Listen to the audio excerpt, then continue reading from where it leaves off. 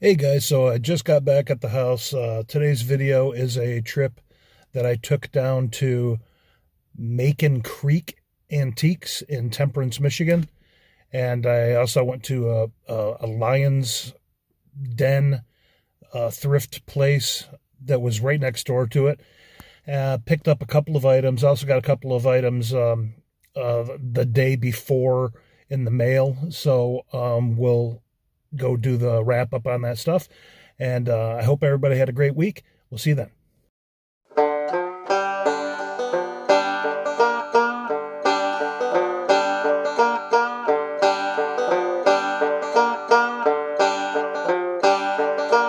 Long tall shadows stretch into the rows of corn.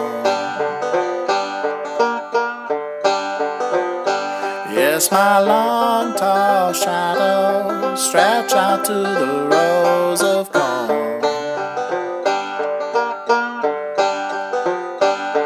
And I will die in the same field where I was born.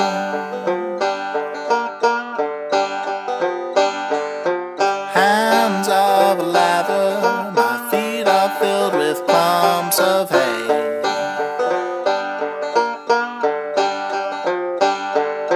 Hands of leather, my feet are filled with clumps of hay.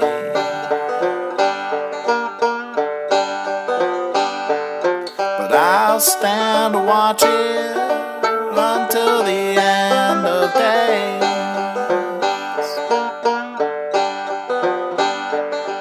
Nest of sparrows live inside of my old head. I got a nest of sparrows living now inside my head. But it's made of burlap, so they won't leave me dead.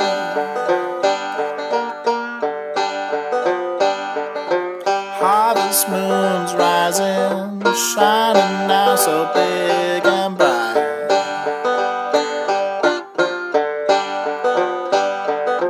Harvest moon is rising, shining now so big and bright. And when they bring that corn in, I'll know I did my job right.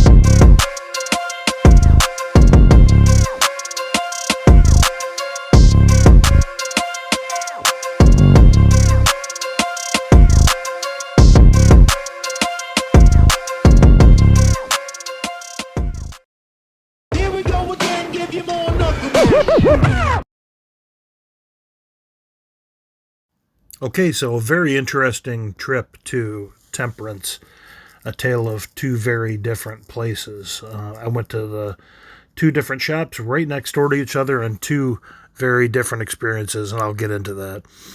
But what I picked up was a 7-inch single, Don Cherry, I Apologize, from 1951. Don Cherry was an old crooner and a former professional golfer, and I really liked the song, I Apologize, but he was kind of like Dean Martin, Frank Sinatra type things, or type vocalist.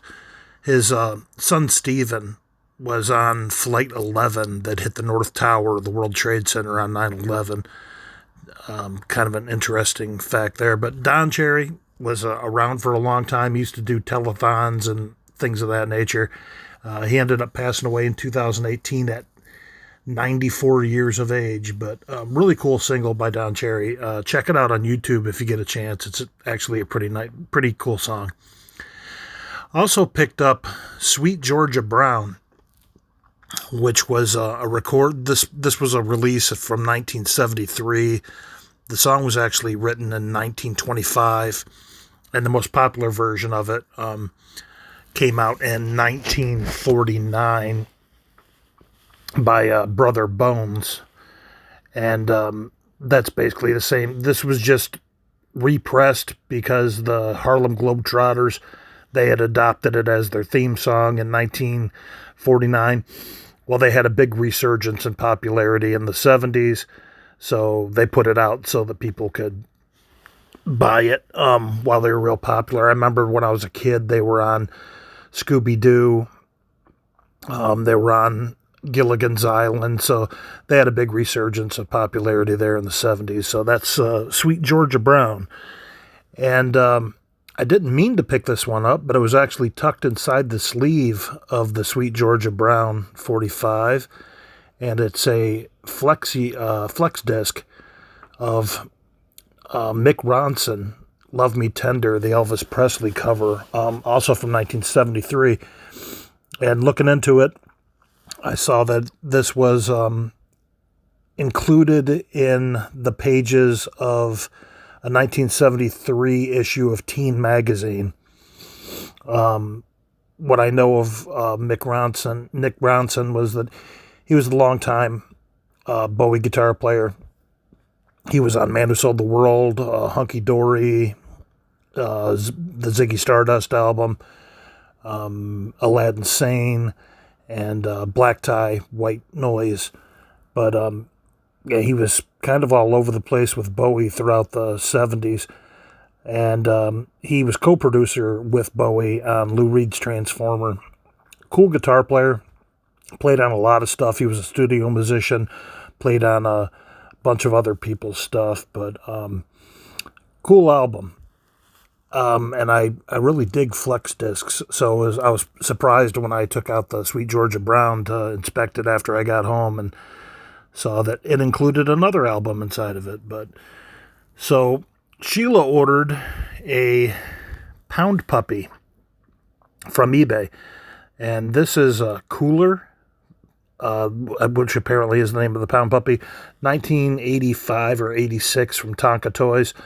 And she had this when she was a little kid, so she was really, really happy. I wish I had a video of when she opened the package and gave her Pound Puppy a hug, but she was able to get a hold of the Pound Puppy that she had wanted from when she was a little kid, and it was quite a moment to see her hugging on her Pound Puppy. But yeah, she picked that up. Picked up 3 LPs over the last few days here. 2 of them I picked up in the mail. These were both Walmart exclusives from 2022. This was kind of overstock, and Walmart has dropped the price on some of their overstock online.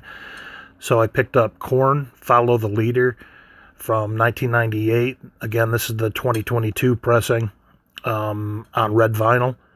This was Korn's 3rd album. 3 big singles off the album, All in the Family, Got the Life, and Freak on a Leash. big album for them. #1 on the charts, multiple time platinum. Really cool cover. Todd McFarlane, who did Spawn and countless other comic projects from Spider-Man to Batman, etc. A whole line of toys. McFarlane, super talented guy. He did the cover art for it. Also includes guest appearances by Fred Durst on All in the Family, Ice Cube on Children of the Corn, and there's a hidden track on the album. At least, I don't know if it's on the vinyl, but I remember it was on the CD. There was a hidden track of a Cheech and Chong cover of Earache, My Eye, and Cheech Marin makes an appearance on that cover as well. Also picked up Metallica, Master of Puppets, 1986 album. This is, again, the 2022 release, Walmart on Brick Red vinyl. This was their third album as well, after Kill 'Em All and Ride the Lightning. And this was a big album for Metallica in more ways than one. This was the last recording they did with Cliff Burton. He was killed in the bus accident over in Europe while they're promoting this album. Actually, they were on tour with Ozzy at the time. This hit 29 on the charts, multiple times platinum. This is actually the first metal album to be selected by the Library of Congress for the National Registry. So, interesting fact there. Great album. There's really only one single on this one, Master of Puppets, but every song on it is awesome. Disposable Heroes was my favorite song for a long time by Metallica. Sanitarium's on this one. Just really cool album. And then at the antique place, Macon Creek down there in Temperance, I picked up the Supremes A Go-Go from 1966. This is their 9th album. This was the first album by a all-female vocal group to hit #1 ever. The big single on this one was Can't Hurry Love. Most of the songs on this are covers of other songs from the Motown catalog, and almost all of those are Holland Dozier Holland songs. Baby, I Need Your Lovin' that was popularized by the Four Tops. This Old Heart of Mine that the Isleys had done. But it's the Holland Dozier Holland songwriting team did a lot of the Supremes' big hits, and they included, I guess, as just filler on here. But a lot of Motown groups covered other songs from the Motown catalog, so it's kind of a normal thing. But I think there's only like 3, maybe 4 original songs on this that were just written for the Supremes. But really cool to find. And that's a cool store, Macon Creek down there in Temperance. Owner is a super nice guy, super helpful. It's kind of small, but the prices are good in there. And, yeah, it's a good place. Now, the place next door that I went to is run by the Lions Club. I think it's called Lions Den of Bedford.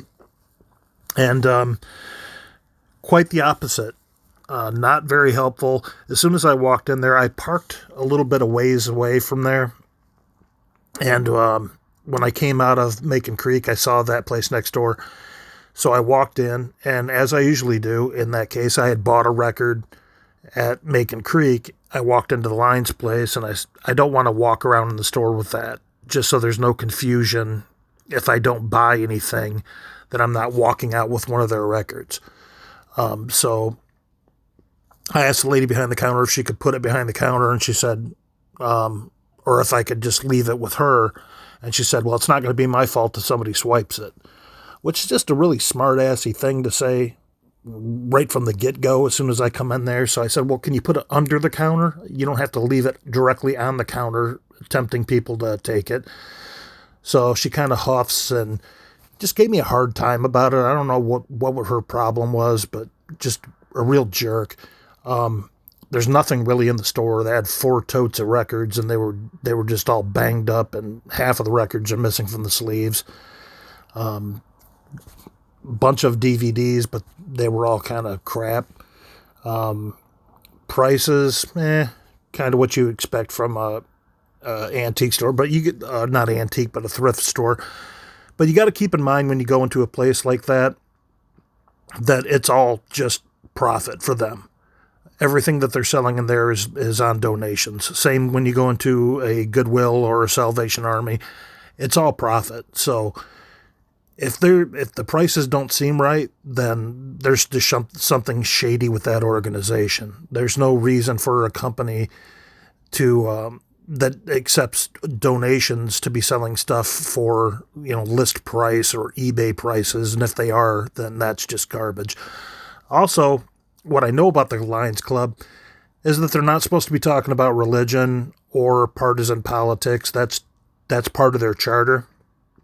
And there was a lady in the back that was just about to go on some kind of weird, like, conspiracy right wing rant, which is, I don't care one way or another, but I thought that was odd.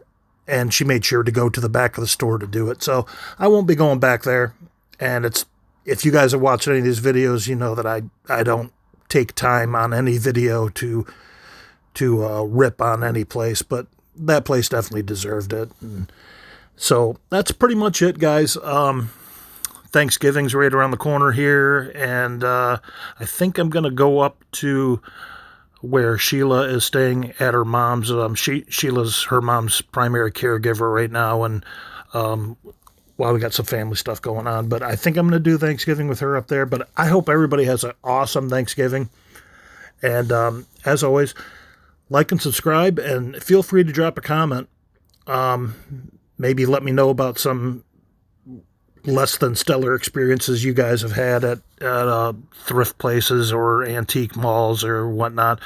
But I hope everybody has a great Thanksgiving, and we will see you at the next video. Thanks, guys. Bye-bye.